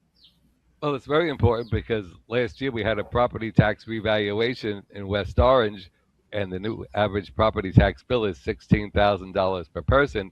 My taxes went up $3,000, and we had to pay the $3,000 increase in the last 2 quarters of the year. So all of a sudden, I have it's like sticker shock, and luckily at that point, I start getting checks from my from the blue booklet I filed last year, and that made the difference from depleting my checking account. Oh, I mean, it's not like you're on a fixed income at this point. You're retired, you budget, and it's like they think that you're supposed to just get this money from the sky. You recently wrote an op-ed about Stay NJ, Robert. What message Yes. were you hoping you could send to lawmakers and the public about this? Well, the importance of keeping the promise. We're counting on the money that we wanted. We're looking to make sure that it's a promise, and we're relying on it because people are worried, people are scared. We at the township council meeting the other night, we heard a report of a senior in West Orange whose taxes went up $6,000 with the revaluation, and that person is working 3 jobs and is hanging on by a thread just to stay in West Orange. So it's very concerning. Everybody's asking, where's the blue books? And the West Orange Senior Services Department, they hold seminars bringing in the state treasury people, and it's very well attended. Everybody shows up because they need that property tax relief to stay here. And all you want to do is enjoy your retirement. You shouldn't have to be stressing like this. Katie, talk about some of the biggest challenges that residents are facing when they try to access these programs. Well, I think there's still a lack of awareness. We have been having some regular telephone town halls with the Treasury, and when we survey the callers, many of them still haven't heard of at least one of the 3 programs. So one of the benefits of all the programs being on one application is it's a natural way for people to hear about it. But we need to make sure that these programs continue. So every year, it's something that we at AARP are fighting for to make sure that relief is there for them. And thank God for AARP for that. I full disclosure, I've been a member of AARP for 13 years. I love it and all that it offers. Just saying it, putting it out there. It's one of the best bargains out there for joining a group that really helps a lot. And Katie, as lawmakers work through the state budget, what should they be prioritizing when it comes to property tax relief? We want to make sure that the promise for Stay New Jersey is maintained. We want to make sure that relief, especially the full $6,500 benefit, is there, and that the program is maintained. People are counting on this money. The state budget timeline is very different than our household timeline. We typically don't budget, middle of the year to middle of the year. We typically budget January to December. And so as folks are making their budgets for the year and they're trying to plan things out and they see these checks come in from Stay New Jersey and see what they're able to do, what they're able to stop putting off, for instance, what they're able to, medicines that they're able to purchase, food, higher groceries that they have to pay for, utilities, you name it. This is such a huge relief for folks. And so they want to be able to be sure that they can count on it. All right. And Robert, from your perspective, and you kind of touched on it a little bit already, what are residents most concerned about right now when it comes to rising property taxes? How are we going to pay for it? And can we stay in our homes and our communities that we love? And West Orange is an age-friendly community, and I want to be able to stay here and age in New Jersey. And it's difficult, and everybody has to figure out how we're going to do it. And these programs are vital. Amen to that. I mean, here you've helped build New Jersey. You made New Jersey the great place it is for the next generation. And then basically it's like, okay, now you could leave. No, you want to enjoy your retirement. Robert, do you Yes. know of a website where people can learn more about eligibility and apply for the programs? Well, I mean, I look forward to getting my form in the mail every year. And it says for more information, call 1-888-238-1233 to get your application for the property tax relief program. There you go. And then Katie, is there also a website, Katie? Yes, we have aarp.org/NJ resources that folks can head over there and find out more information about property tax relief and other help that's available across the state. And I'm glad Robert also gave the 800 number because a lot of especially older people, my mother would look at me and say, huh, WW what? So the 800 number is very important also as an option. So I appreciate you both very much. Katie Squires, Associate State Director of Advocacy at AARP, and AARP Advocacy Volunteer Robert Rashkis. Thank you both for coming on this morning. Let's hope that this is dealt with so that our seniors can enjoy their retirement here in the beautiful Garden State. We appreciate you both. Yeah, thank you very Thanks, much. Ken. You bet. And we do appreciate them. And thank you to AARP for the segment as well. It is now coming up on 8:57. Let's go back to our accident that we were telling you about. This is on the Garden State Parkway. This is by this is by Tom's River Toll Plaza in Dover Township. The two right lanes are blocked. You could see somebody had to be put in an ambulance. The person did walk into the ambulance. That's the good news. But that was a serious flip over and flip around vehicle. You could see there on the right, just to the right there, right of the center part of the screen, that yellow vehicle on its side. So this is being dealt with right now. Again, Dover Township by Tom's River Toll Plaza. Hopefully that person will be okay, but you could see the delays into the toll plaza as a result. Meteorologist Mike Favetta says clouds today for the most part, chance of showers, especially in the morning. Temps a little milder than yesterday, making your way up to the upper 50s to around 60 degrees. And then hopefully by next week, we will start to see a little bit of a warm up for spring. And that's on New Jersey Mornings for your Wednesday, April 22nd. I'm Ken Rosato. We hope you enjoy what you see. You tell all your friends about us. We'll catch you again tomorrow morning, starting at 7 a.m. mornings with Ken Rosato. Have a good day.